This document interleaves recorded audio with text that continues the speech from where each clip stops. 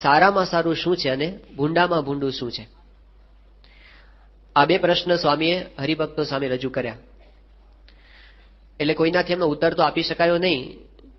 ત્યારે ગુણાતીતાનંદ સ્વામીનો જવાબ આપ્યો કે સારામાં સારું તો એ છે કે આ ભગવાન અને આ સંતોનો જે યોગ થયો છે એનાથી સારું આ દુનિયામાં બીજું કાંઈ નથી. આપણે ઘણા બધા જીવનની અંદર અરમાનો બાંધ્યા હોય કે આપણે આવું થાય ને તો સારું. અત્યારે એક દુકાન તો છે, પણ જો બે થઈ જાય ને તો સારું. અત્યારે એક ફેક્ટરી છે, પણ જો 5 થઈ જાય ને તો સારું.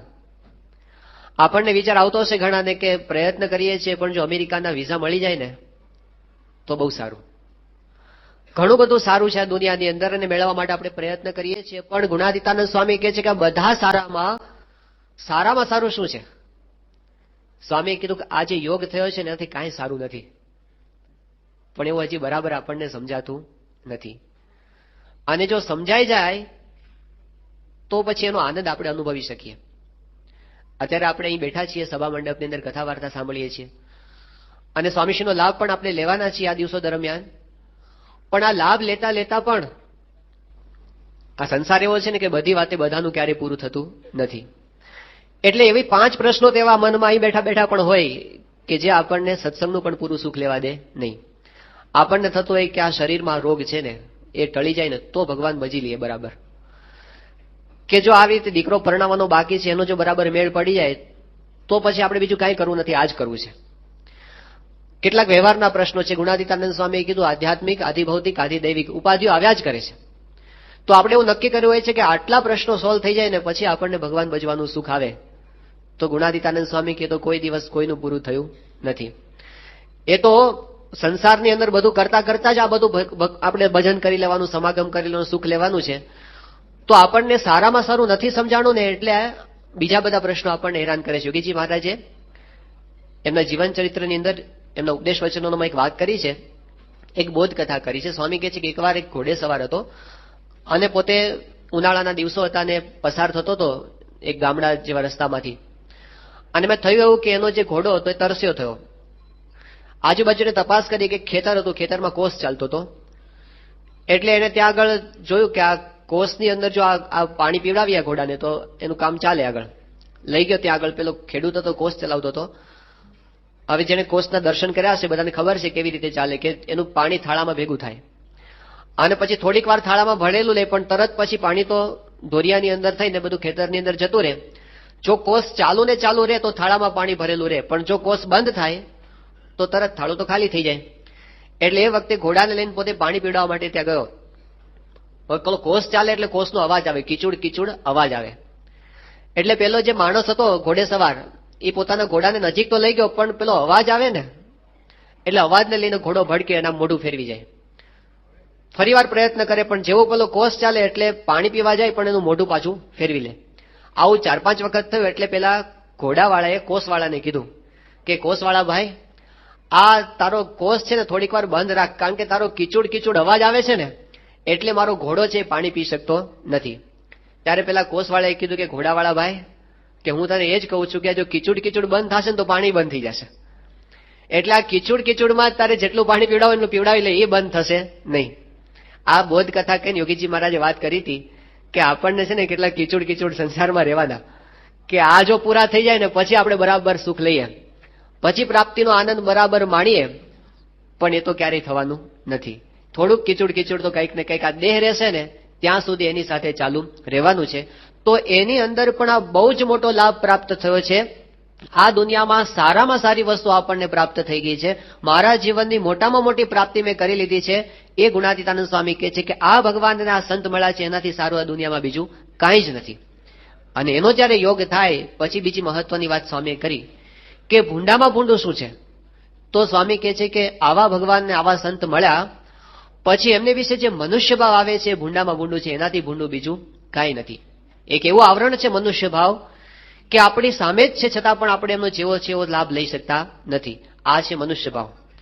શ્રીજી મહારાજે પંચાળાના 4થા વચનામૃતની અંદર વાત કરી છે કે જ્યારે ભગવાન અને સંત આ પૃથ્વી ઉપર અવતાર ધારણ કરે ત્યારે પોતે મનુષ્ય જેવા ચરિત્ર કરવાના અને અદ્દલ એવું આચરણ કરે કે આપણને મનુષ્ય જેવા જ લાગે. આપણે ગમે એટલું નક્કી કરીને આવ્યા હોય પણ સામે બેસીએ અને એમને જોઈએ ત્યારે આપણા જેવા લાગવા માંડે, આ એમની કળા છે. એટલા માટે ભગવાનને નટવર કહેવામાં આવ્યા છે.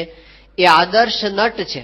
એટલી સરસ એક્ટિંગ કરે કે આપણને લાગે કે આ તો ક્યાં બહુ દિવ્ય કઈ દેખાતા નથી.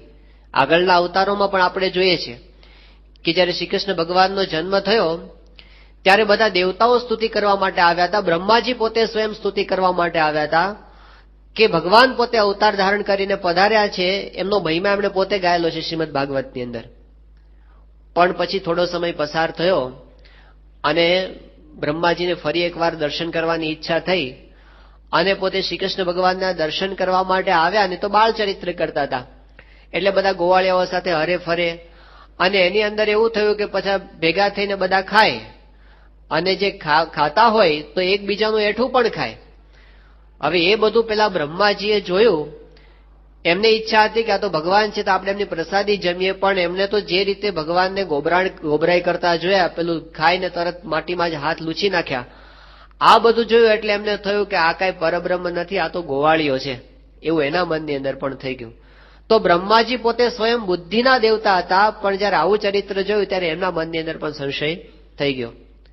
રામાવતારની અંદર જયારે રામચંદ્ર ભગવાન હતા અને સીતાજીનો એમને વિયોગ થયો તો એ વખતે પોતે એવા ચરિત્ર કરતા હતા કે ઝાડને પૂછે કે મારી સીતા ક્યાં છે, પથ્થરને પૂછે મારી સીતા ક્યાં છે. કામાર્તાહી પ્રકૃતિ કૃપણાહ ચેતના ચેતનેશુ. એને આ જડ છે કે આ ચેતન એવું પણ ભાન નહીં.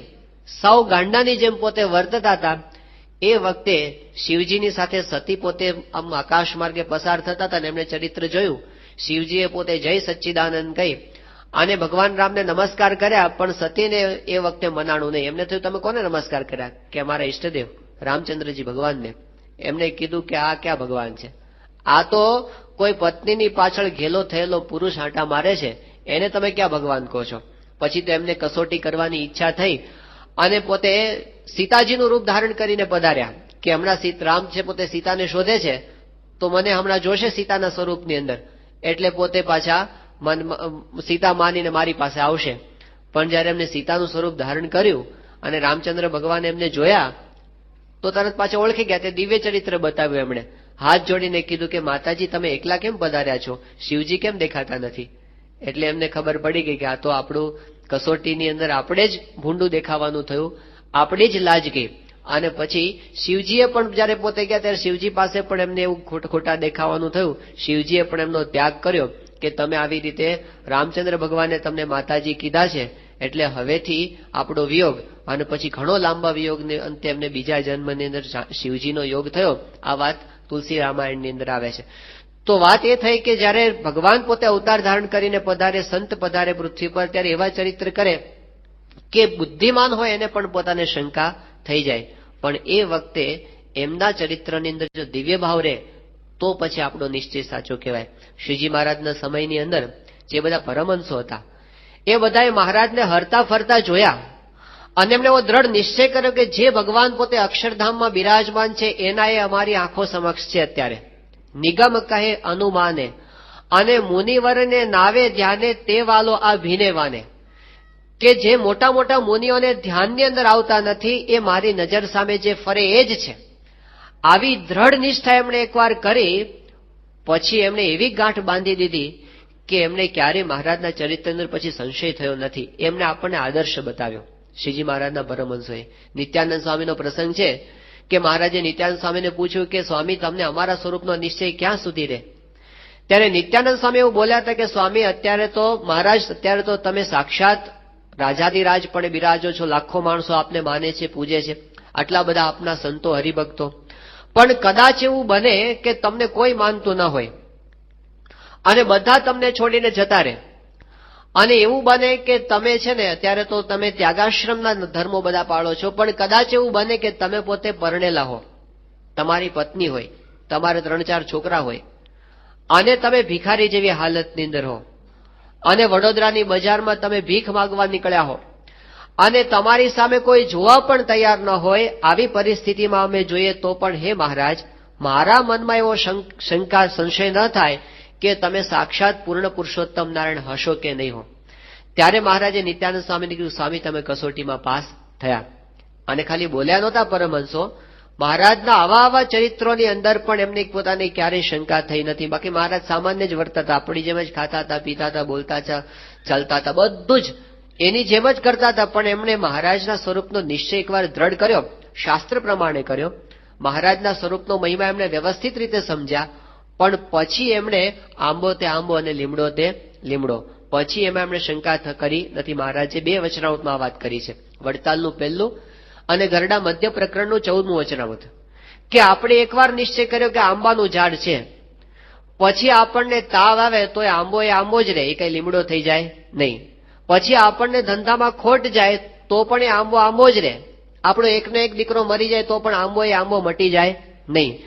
એમ એકવાર નિશ્ચય કર્યો કે આ સાક્ષાત ભગવાન છે, આ સાક્ષાત ભગવાનના અખંડારક સંત છે, પછી આખી દુનિયા ઉથલ પાથલ થાય ને તો પણ એ સ્વરૂપની અંદર કઈ ફેરફાર થતો નથી. આ નિષ્ઠા આપણે પ્રગટના ઉપાસકો માટે બહુ જ જરૂરી છે કે આપણે હરતા ફરતા સંતના સ્વરૂપની અંદર ભગવાનને ઓળખવાની વાત શ્રીજી મહારાજે વચનામૃતમાં આપણને આપી દીધી. હવે એ આપણને મળ્યા પછી આપણને સારામાં સારું તો મળી ગયું, પણ મૂંડામાં મૂંડું ન થઈ જાય, આપણને આવરણ ન આવી જાય, એટલા માટે આ વાતની ગાંઠ બાંધવાની બહુ જ જરૂર હોય છે અને એની વારંવાર દ્રઢતા કરવાની જરૂર છે. મહારાજે લોયાના 6થા વચનામૃતની અંદર આ પ્રશ્ન પૂછ્યો છે કે કયા પ્રકારની મતિ છે એને ફેરવવી ને કયા પ્રકારની મતિને ક્યારે ફેરવવી નહીં. પછી મહારાજે પોતે જવાબ આપ્યો કે કેટલીક આપણી તુચ્છ મતિ હોય છે કે હું અહીં બેસું તો જ મને ફાવે, મને આવા પ્રકારનું જ ખાવાનું જોઈએ, મને અમુક પ્રકારનું હોય તો ફાવે, અમુક પ્રકારનું ન ફાવે, મને અમુક જગ્યાએ જ ઊંઘ આવે, અમુક જગ્યાએ ઊંઘ ન આવે. આવી બધી આપણી તુચ્છ સ્વભાવની આટી હોય છે. મહારાજ કે મૂકી દેવી, એમાં પકડી રાખવું નહીં. એને જો પકડી રાખીએ તો આપણે મૂર્ખ કહેવાય, કારણ કે મૂર્ખ, મગર અને મકોડો 3 વસ્તુ માટે એવું કહેવાય છે કે પકડ્યું છોડે નહીં. તો એવી આટી છોડી દેવી આપણે કે જ્યારે સંત કહેતા હોય ત્યારે આપણે છોડી દેવી. સત્સંગની અંદર આપણે કંઈક વ્યવહાર કરતા હોય ને એ વખતે કંઈક અંદર આપણને બેના મતભેદ જુદા પડતા હોય તો એની અંદર પણ આપણે સરળ થઈને મૂકી દેતા શીખીએ. એમાં આપણે મૂકી દેવું એવું મહારાજે આપણને શીખવાડ્યું. પણ મહારાજ કે કેવા પ્રકારની મતિ ક્યારેય ફેરવવી નહીં. તો મહારાજે કીધું ભગવાનના નિશ્ચય રૂપી મતિ ક્યારેય ફરવા દેવી નહીં. અને એ વાતની વારંવાર દ્રઢતા કરવી. કેવી રીતે દ્રઢતા કરવી? તો મહારાજ કે મહિમાની વાત સાંભળીને આપણા નિશ્ચયની વારંવાર પુષ્ટિ કરવાની જરૂર પડે છે. તો આ વાત એટલા માટે જરૂરી કે આપણને પ્રગટ મળ્યા, આપણી સામે ફરતા હોય, પછી વારંવાર પ્રગટની મહિમાની વાતો સાંભળી અને એની દ્રઢતા કરવાની હોય છે કે જેથી ફરીવાર આપણા નિશ્ચયની અંદર ફેરફાર થાય નહીં. એને આપણે ઘૂંટ્યા જ કરવું પડે ત્યારે આપણને એમની અંદર દિવ્યતાનો અનુભવ થતો હોય છે. ત્યારે એવી રીતે આપણે પણ પામ્યા, પ્રગટ સત્પુરુષને તો આપણે પામ્યા, એની ઓળખાણ આપણને થઈ અને એ આપણા બહુ જ મોટા ભાગ્ય કે આપણને ઓળખાઈ ગયા. એમની કૃપાએ કરીને ઓળખ્યા છે. કારણ કે મહારાજે પ્રથમના 24મા વચનામૃતમાં કીધું કે આપણી બુદ્ધિ બળે કરીને પુરુષોત્તમ નારાયણનું સ્વરૂપ ઓળખી શકાતું નથી. એમની કૃપા થાય ત્યારે આપણને એમને વિશે એવી નિષ્ઠા બેસે છે. પણ બેસી ગયા પછી એક વસ્તુની આ વાતની દ્રઢતા, સારંગપુરમાં સંતોની ક્વિઝ હતી અને એ વખતે આ ક્વિઝ અને ડિબેટ હતી અને ડિબેટની અંદર આ વિષય મૂકવામાં આવ્યો હતો કે સત્સંગમાં એટલે કે આધ્યાત્મિક માર્ગમાં બુદ્ધિની આવશ્યકતા છે કે નહીં. આ વિષય હતો અને બહુ જ જબરજસ્ત ચર્ચા થઈ સંતોની વચ્ચે, કારણ કે બધા ભણેલા સંતો હતા અને એક ગ્રુપ એવું સાબિત કરતું હતું કે આધ્યાત્મિક માર્ગ એ દુનિયાનો શ્રેષ્ઠ માર્ગ છે. તો બુદ્ધિની જરૂર તો આમાં પડે જ, કારણ કે આ કઈ સામાન્ય માણસોનું કામ નથી. મહારાજે પંચાળાના પહેલામાં કીધું અમને બુદ્ધિવાળો ગમે છે, એટલે કઈ ગબરગણનું કામ નથી. જે શ્રેષ્ઠ બુદ્ધિવાળો એ જ આ માર્ગે ચાલી શકે. એવી બધી વાતો એમણે પ્રતિપાદિત કરી. તો સામેવાળો પક્ષ હતો કે આ આધ્યાત્મિક માર્ગમાં બુદ્ધિની કાંઈ જરૂર નથી, શ્રદ્ધાની જ જરૂર છે. શબરી ક્યાં બુદ્ધિવાળી હતી, તો પણ એ પોતે ભગવાનને પામી શકી. તો આમાં બુદ્ધિની શ્રદ્ધાની જરૂર છે. બંને પક્ષની અંદર સારી એવી ચર્ચા થઈ અને પછી છેલ્લે સ્વામીશ્રી પાસે બાપા હાજર હતા અને પછી સ્વામીને કહેવામાં આવ્યું હતું કે સ્વામી આનો ઉકેલ તમે આપો. અને એ વખતે સ્વામીશ્રી બહુ સુંદર ઉકેલ, આમ તો ઘણી વાત કરી હતી પણ એક વાક્યમાં સ્વામીશ્રીનો સાર આપ્યો હતો. સ્વામીએ કીધું કે સત્સંગમાં આવતા પહેલા એટલે કે સત્પુરુષ મળતા પહેલા બુદ્ધિનો ઉપયોગ કરવાનો, સત્પુરુષ મળે પછી બુદ્ધિનો ઉપયોગ નહીં કરવાનો. પહેલા આપણે બુદ્ધિનો ઉપયોગ એટલા માટે કરવાનો હોય છે ગમે ત્યાં ભરાઈ ન જઈએ એટલા માટે. ત્યાં તો આપણે જોવાનું હોય છે કે જડ બુદ્ધિ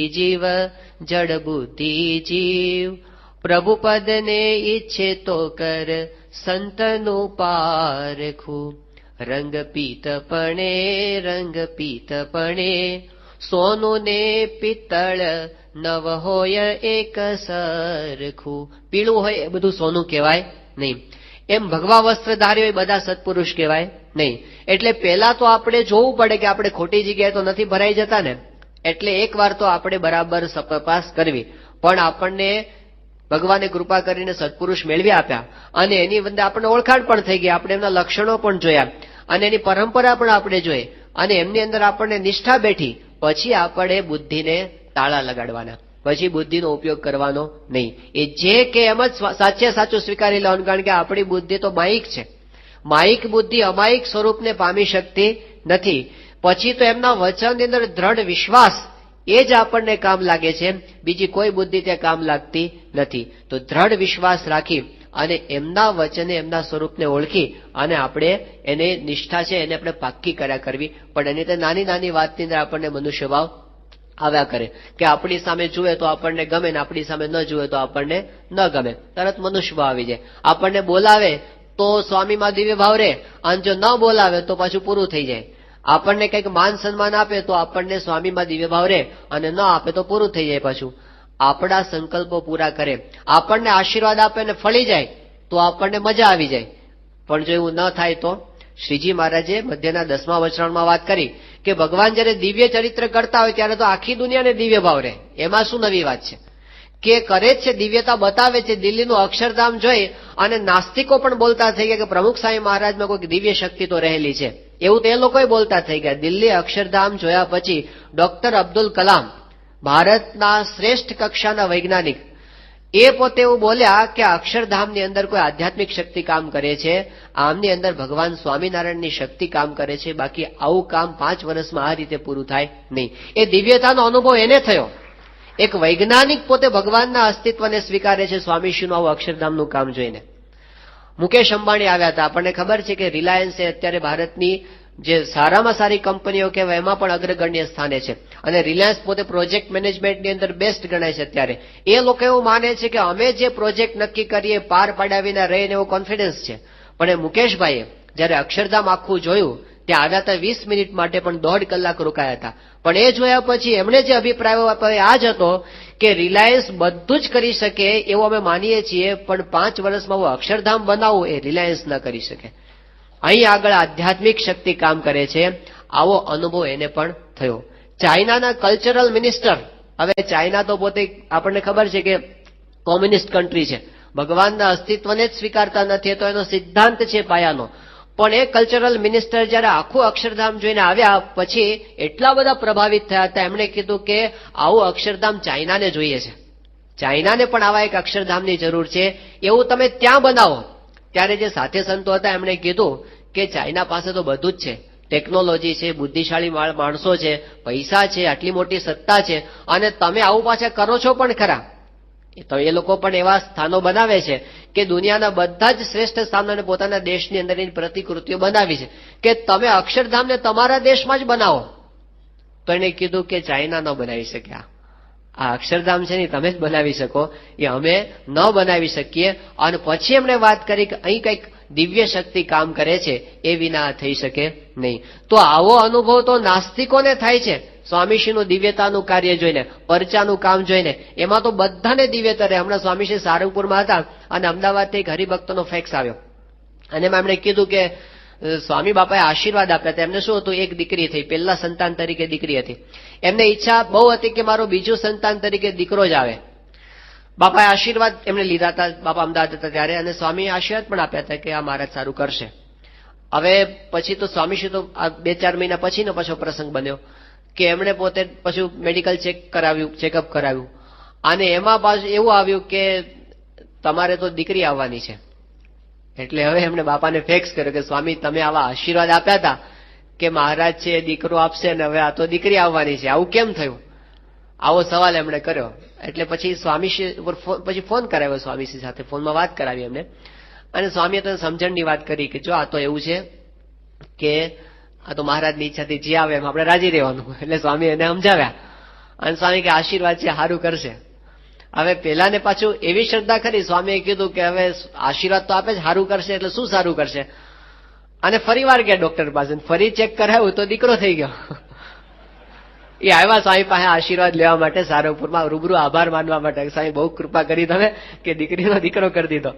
સ્વામીએ તો એમાં બહુ રિસ્પોન્સ ના આપ્યો, પણ આવી રીતે જો કંઈક થઈ જાય કે દીકરીનો દીકરો થઈ જાય તો આપણને કેવી દિવ્યતા બતાય કે આ તો જબર વાત કહેવાય, કે આ તો આપણે કલ્પના નથી કરીને એવું થઈ ગયું. પણ ધારો કે ન થાય તો એ વખતે પણ આપણને દિવ્યતા રહે. અને સ્વામી કે દીકરો જ થશે અને પછી ન થાય તો, એવા આશીર્વાદ આપણને 10 વખત આપે ને પછી ન થાય તો ત્યાં દિવ્ય ભાવ રે, એનું નામ ભક્ત કહેવાય. બાકી એ વખતે આશીર્વાદ આપે અને ફળે તો બધાને દિવ્ય ભાવ રે, એમાં ભક્તપણું ને અભક્તપણું એનો કોઈ ફેર પડતો નથી. પણ ભક્ત એને કહેવાય કે જ્યારે મનુષ્ય ચરિત્ર સામે થતા હોય ને એની અંદર પણ એની નિષ્ઠા ક્યારેય ડગે નહીં. તો આ ભક્તનું લક્ષણ છે. આપણે ત્યાં ખબર છે કે આપણા હરિભક્ત હતા, મુંબઈના આપણા ધામમાં ગયા થોડા સમય પહેલા, ભાનુભાઈ. એમને પોતાને, આપણા ટ્રસ્ટી હતા સંસ્થાના, એને ગોલ બ્લેડરમાં પથરી હતી. વર્ષો પહેલાનો પ્રસંગ છે. એટલે એમને પછી ત્યાં કંઈક પરદેશની અંદર જવાનું હતું બિઝનેસ ટૂર માટે, અને એ જ વખતે એમને પથરીનો દુખાવો ઉપડ્યો. ડોક્ટર પાસે ગયા, બધું ડોક્ટરે તપાસ કરીને એમણે કીધું કે તમારે તો તાત્કાલિક ઓપરેશન કરાવવું પડે એવી પરિસ્થિતિ છે. હવે એમને પરદેશ જવું પણ જરૂરી હતું. એટલે એમને બાપાને ફોન કર્યો કે સ્વામી આવી રીતે ડોક્ટર તો એવું કહે છે કે તાત્કાલિક ઓપરેશન કરાવવું પડે એમ છે, અને મને તો આવી રીતે મારે તો જવું પડે એમ છે. તો સ્વામી બાપાએ એમને આશીર્વાદ આપ્યા, કીધું કે અમે પ્રાર્થના કરીએ છીએ મહારાજને, ભગવાન બધું સારું કરશે અને તમારે કઈ વાંધો નહીં આવે, ઓપરેશન નહીં કરાવવું પડે. આવું સ્વામી આશીર્વાદ આપી દીધા. એમને પણ એટલો બધો વિશ્વાસ કે એમને ડોક્ટર ના પાડી દે મારે ઓપરેશન કરાવવું નથી, અને હરવા ફરવા માંડે. એમને એનો દુખાવો એ બેસી ગયો, પથરી તો એમને જ પડી હતી, પણ એમને બધું ચાલ્યું વર્ષો સુધી. એમને લગભગ 10-12 વર્ષ એમને ચાલ્યું, પથરી પડી હતી એમને, કોઈ જાતની ચરી નહીં, કોઈ જાતનું નહીં. અને પછી પાછું એમને 12 વર્ષ પછી ઓપરેશન કરાવ્યું. પણ સ્વામીશ્રીના આશીર્વાદથી એમને એટલા વર્ષ સુધી એમને બધું વગર ઓપરેશન બધું સારું થઈ ગયું. પણ આશ્ચર્યની વાત શું છે કે સ્વામીશ્રીને પોતાને એ જ પ્રકારની પથરી ગોલ બ્લેડરમાં હતી, તો સ્વામીને ઓપરેશન કરાવવું પડ્યું હતું. 1000 જેટલી ગોળીઓ ડોક્ટરે ખવડાવી હશે પણ પથરી નીકળી નહીં, અને સ્વામીશ્રીને ઓપરેશન કરાવવું પડ્યું. તો એમના આશીર્વાદથી બીજાને સારું થઈ જાય એવું આપણને દેખાય ત્યારે આપણને દિવ્ય ભાવ મનાય. અને પછી એ જ પોતે માંદા પડે ને ત્યારે આપણને થાય કે આ તાળું કેમ હશે. યોગી બાપા ત્યાં ગોળી ખાતા હતા ગોંડલની અંદર દવાની. એટલે પછી હરિભક્તે કીધું બાપા તમારે પણ ગોળીઓ ખાવી પડે? એટલે યોગી બાપા કહે કે આ ડોક્ટર છે ને કોઈ દાડો રસોઈ ના આપે, તો એની રસોઈ લઈએ છીએ અમે. મોટા પુરુષ છે, બધાને સેવા આપતા હોય, એનો મર્મ આપણને ખબર ન હોય. ઘણા બધા કામ પોતે કરતા હોય, એમની બીમારીની અંદર પણ ઘણાયની કસોટીઓ જાત જાતની થઈ જતી હોય. કેટલાયનો નિશ્ચય પાક્કો થઈ જતો હોય, કેટલાયનો ખીલો હલાવી જતા હોય, કેટલાયને સેવા આપતા હોય, કેટલાયના સંકલ્પો પૂરા કરતા હોય. પણ આવું બધું પોતે કરવાના, એ પોતે પણ બીમારી ગ્રહણ કરવાના. અત્યારે આપણે જાણીએ છીએ, હમણાં અહીંયા આવતા પહેલા સ્વામીશ્રીએ લીલા કરી તો બધાને એવું થઈ ગયું કે હવે સ્વામીશ્રી પધારશે નહીં, એવું બધાના મનની અંદર થઈ ગયું હતું. પછી પાછા સ્વામી એવી લીલા કરી કે પોતે એવી સાનુકૂળતા પાછી કરીને પાછા પોતે પધાર્યા પણ ખરા. પણ ન આવે અને એવું કરે ને ત્યારે પણ આપણને દિવ્યતા રહે. નહીતર ઘણા બધાને થઈ ગયેલો પ્રમુખ સ્વામી મહારાજને હાર્ટ એટેક આવે છે, એમને બાયપાસ સર્જરી કરાવવી પડે છે, એમને મોતિયાનું ઓપરેશન કરાવવા પડે. મનુષ્ય જેવા મનુષ્ય છે, એની અંદર છે શું એવું કે તમે બધા કહો છો કે ભગવાનના અખંડ ધારક સંત છે, પણ હવે ભગવાન સાક્ષાત શ્રીજી મહારાજ પૃથ્વી ઉપર પ્રગટ હતા એ વખતે પણ ભગવાન સ્વામિનારાયણને પોતાને પણ બીમારીઓ આવી છે, અને મોટી મોટી બીમારીઓ આવી છે. પોતે ગ્રહણ કરીશ, આ રીત છે. મનુષ્ય દેહ ધારણ કર્યું છે ત્યારે પોતે આ બધું જ અંગીકાર કરે છે. કેટલાક કે પ્રમુખ સાહેબ મહારાજ પોતે બેઠા હતા અને એમને ખબર હતી કે આવું બધું થવાનું છે, અક્ષરધામમાં આતંકવાદનો હુમલો કેમ થયો, આવું કેમ થયું કહો, કે કેમ એમણે પોતે આવું અટકાવ્યું ને ઐશ્વર્યથી. આવા બધા પ્રશ્નો ઘણાને થતા હોય છે. પણ હવે એ ભગવાનને સંત જયારે પૃથ્વી પર પધારે ત્યારે કે આવી રીતે ઐશ્વર્ય વારંવાર ન વાપરતા હોય, અને વાપરતા હોય તો જરૂર હોય તો વાપરતા, ન વાપરતા હોય એમાં પણ એની પાસે કંઈક મર્મ આપણને કંઈ ખબર પડે નહીં. રામચંદ્ર ભગવાન પોતે હતા, સાક્ષાત ભગવાન હતા. હવે એને ખબર હતી પેલું મૃગલું છે એ પોતે હકીકતમાં મૃગ નથી, પણ મારી જ છે, પોતે મૃગ બનીને આવ્યો છે. એ અંતર્યામી નહોતા, બધું જ જાણતા હતા. એને ખબર હતી કે હું જઈશ ને પાછળ રાવણ આવવાનો છે ને સીતાને ઉઠાવી જવાનો છે, તો શું કામ પોતે ગયા, શું કામ એને છોડીને દૂર ગયા? બધું એમણે કર્યું અને પછી લડાઈ કરીને પછી સીતાને પાછી પણ લઈ આવ્યા. આ બધું કરે છે એની પાછળ મર્મ હોય છે. ઘણા બધા જીવોના કલ્યાણ પણ એમને કરવાનું હોય, ઘણું કામ કરવાનું આપણને ખબર પડે નહીં. પણ આપણો તો ભક્ત તરીકે આપણી એ જ ફરજ છે કે જ્યારે આપણે એકવાર નિશ્ચય દ્રઢ કર્યો ત્યારે એમના બધા ચરિત્રોની અંદર આપણને દિવ્ય ભાવ રહેવો જોઈએ. મનુષ્ય ચરિત્રમાં પણ રહે અને દિવ્ય ચરિત્રની અંદર પણ રહે. એટલે હવે તો ખાસ પ્રત્યક્ષ છે. સ્વામીશ્રી ભારતમાં બિરાજતા હોય અને આપણે સંતોની કથા વાર્તા સાંભળતા હોય અને એમાં જયારે બાપાનો મહિમા આવે ત્યારે આપણને અહોભાવ બહુ રહે. પણ જયારે આપણી સામે આવીને બેઠા છે અને જયારે એમનો લાભ લે છે ને ત્યારે હવે એ બધા મહિમાના વચનો અત્યાર સુધી જેટલા આપણે સાંભળ્યા છે ને એ બધા યાદ કરવાના. એ બધા સામે બેઠા હોય ત્યારે સંભાળીને દર્શન કરીએ તો દર્શનનું સુખ જુદું આવે. બાકી મહિમા વગરનું દર્શન લુખ્ખું દર્શન.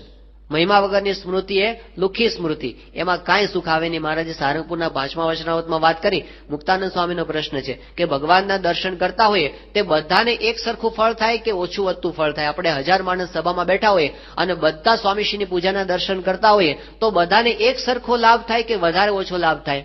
ત્યારે મહારાજેનો જવાબ એવો આપ્યો છે કે બધાને એક સરખો લાભ થતો નથી. જેને જેટલો મહિમા હોય ને એટલો એને લાભ થાય. જેટલા મહિમાપૂર્વક આપણે વધારે દર્શન કરી શકીએ એટલો આપણે વધારે સુખનો અનુભવ કરી શકીએ, એટલું વધારે આપણા જીવને સમાસ થાય. તો સામે આવીને બેઠા છે ત્યારે આપણે યાદ કરવાનું કે આ સંત એવા છે એનો ક્યાંય જોટો જડે નથી. શ્રીજી મહારાજે વચનામૃતમાં જે ભગવાનના અખંડ ધારક સંત કીધા છે એ આ સંત છે. શ્રીજી મહારાજે વચનામૃતની અંદર જેને પરમ એકાંતિક સત્પુરુષ કયા છે, જેના દર્શનથી ભગવાનના દર્શન તુલ્ય ફળ કીધું છે સારંગપુરના 10મા વચનામૃતમાં. આવા સંતના દર્શન થાય ત્યારે એમ જાણવું મને સાક્ષાત ભગવાનનું દર્શન થયું. એ વાત જે મહારાજે વચનામૃતમાં કરી આ જ સંત છે એવું એ વખતે યાદ કરીને આપણે દર્શન કરીએ તો પછી આપણને જેવું છે એવું સુખ આવે. એની આંખમાં જોનારા ભગવાન છે, એના પગમાં ચાલનારા ભગવાન છે, અંગો અંગમાં ભગવાન બિરાજમાન છે. આ બધો મહિમા શાસ્ત્રની અંદર તો છે, પણ જયારે સામે હોય ત્યારે આપણે દર્શન અને મહિમા એ બંને જો ભેગા કરી શકીએ અને એમાં દિવ્ય ભાવ સાથે આપણે એનો લાભ લઈએ તો ખરેખરો લાભ આપણને પ્રાપ્ત થાય. તો આપણે મહારાજ સ્વામીના ચરણોમાં આજે પ્રાર્થના કરીએ કે પ્રાપ્તિ આપણને થઈ, દુનિયામાં સારામાં સારી વસ્તુ આપણને પ્રાપ્ત થઈ ગઈ, મોટામાં મોટો લાભ આપણને પ્રાપ્ત થયો છે. હવે એની અંદર આપણને અખંડ દિવ્ય ભાવ રાખી અને લાભને આપણે સાચવી શકીએ અને વધુ ને વધુ આપણે અંતરમાં સમાસ પામી શકીએ એવી એમના ચરણોમાં પ્રાર્થના. શ્રી સ્વામિનારાયણ ભગવાનની